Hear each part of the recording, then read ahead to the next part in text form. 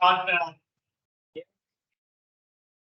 So everything around it, you can see, taste, smell, made up something that I call matter. Matter doesn't matter. And so when we look at taste, forms of matter, being water, there's more than three, or these are the main three. So there's solid, liquid, and gas. I think that when I talk about water as an example, um, water is actually used a lot in science to compare different types of matter to each other because water is so common on the earth. And so water, everybody's familiar with water. And so we're going to talk about water to describe these three major states and how to change between them. So solid water, liquid water, and water as a gas. So solid water, what do we usually call solid water? Right. Yeah, call solid. Yes. Doesn't have to be molded, but yes. What do we call liquid water? Yeah, you say what? Yeah, we call the water, liquid water.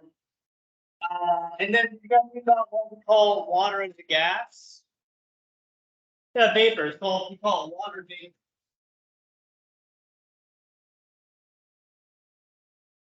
Now, I didn't draw anything for water vapor because we can't see water vapor. Water vapor is invisible to our eyes, even though it's all around us right now. Water vapor is part of the air that you're breathing.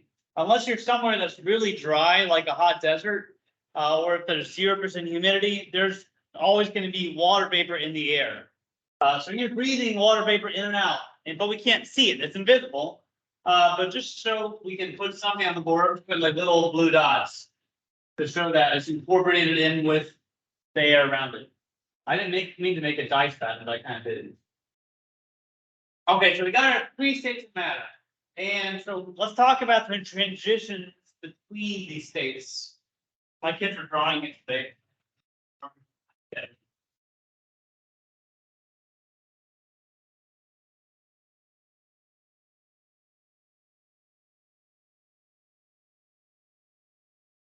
Okay, let's just start from the lower state. Let's do the block device, and we want water. What would we do to get it to become liquid? Yeah, so melting. So we go solid water to you go ice water, and it's the melting process. But what do I have to do to get it? What do I do? You get yeah, so you need some sort of heat. Heat. So you have to add heat in order to get ice to water. Get those. Yep. Okay, I get that. Yeah, I get the melting point. Right. Okay, so now we got water. And this is actually a breaker. I kind of already gave it away, but your icebreaker asks you that whenever you leave water out on a hot day and it all just disappears, well, it doesn't really disappear. Where does it go? Yeah, it turns the vapor to incorporates with the air around it. Same thing when you boil water at home. That boiled water isn't just going away; it incorporates in with the air around. And by the way, whenever you see steam rise from a pot, that's not actually water vapor you're seeing. You're actually seeing water vapor turn back into water droplets in the air. So you have water vapor and water droplets in the air. That's what steam is. So anyway, so to get from water to water vapor, again, I have to add heat. And then what is that called when you go from a liquid to a gas? Yeah, evaporation. This is evaporating or evaporation. Evaporation. Okay, so now, so in order to go this way, so over here, once we get lower states of matter, And my dad was really crazy. Like it's on. Over here. So what that means is that we have something that's really cold. The molecules or the pieces of matter vibrate, but they vibrate very slowly. The more and more I go to this side, these are higher states, which means that air molecules or water vapor, they're zooming around. They got all this energy there, moving really fast and vibrating really fast.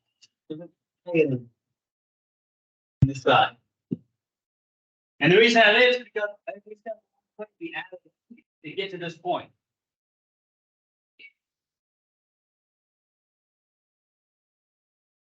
No, you gain energy. The more you go this way, you gain energy. Now, going this way, you lose energy. So, if let's say you want to get from a gas to liquid water, what would you have to do? In order to go from this side to this side of the board, well, if you have to add to this side, well, you don't have to hold. You what do you take away? You take away something. Not taking gas away. Yeah, you're taking heat away. So you're removing heat. Which kind of sounds weird.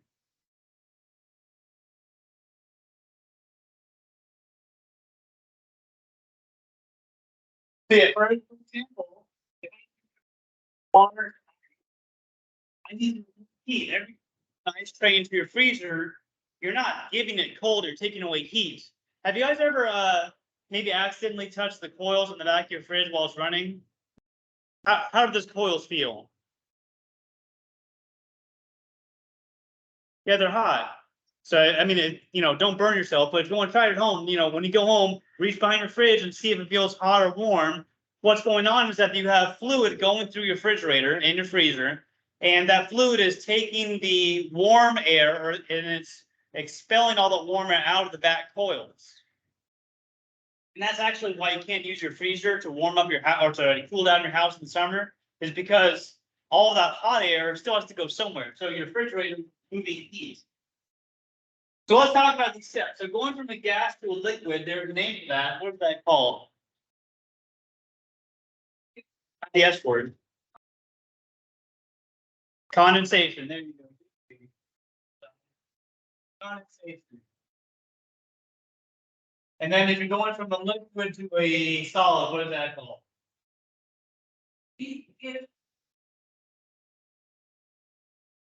It's an F word. Yeah. Okay. So there we go. We got 4 steps here. Going from liquid to solid called freezing. You have UV going solid to liquid. You have to melt it at heat. Over here, with liquid to gas, you have heat. Going from gas to liquid called condensation. You remove heat. So we've been talking about the atmosphere. 3 days, yes. Do you guys have any guesses as to why? Because we're still talking about the atmosphere tomorrow. Do you guys have any guesses as to why we're suddenly talking about the different states of matter? How? Yeah. So, how is this related to the atmosphere? Do you guys have any guesses?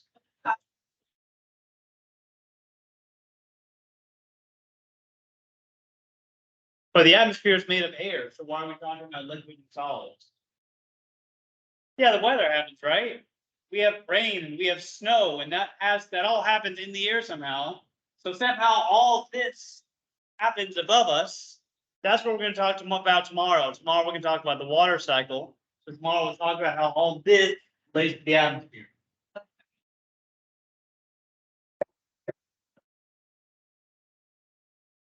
Yeah, exactly.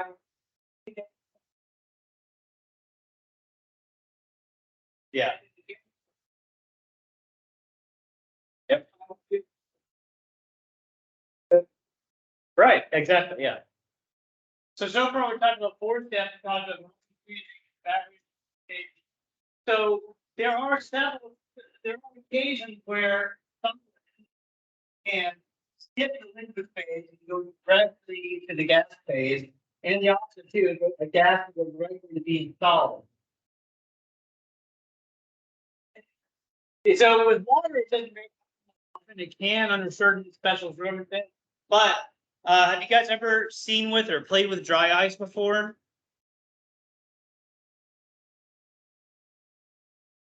Using dry ice? Do you have ever noticed that dry ice doesn't really leave a puddle, but it just kind of leaves all this fog, right? So what happened is that dry ice is not water. Dry ice is made of carbon dioxide, and under normal pressure, carbon dioxide goes directly to the gas phase. It skips over the liquid phase, and it goes directly to the gas phase. And so, and you could do the opposite. You could take a tank of carbon dioxide, and if you get really cold, much lower than the freezing point of water, you can turn it into solid carbon dioxide. That's how they make dry ice in the first place. So if you go directly from the solid to a gas, you guys read about what that step is called?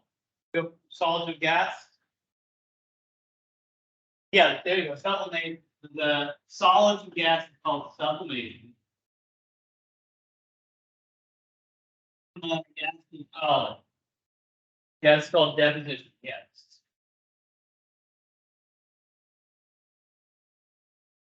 It might be. It might be reason why. It's not showing perhaps my handwriting because it's not looking very good for you.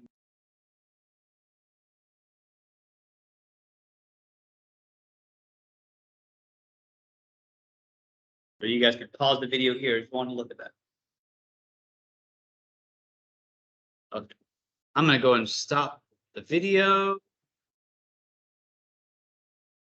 Yes.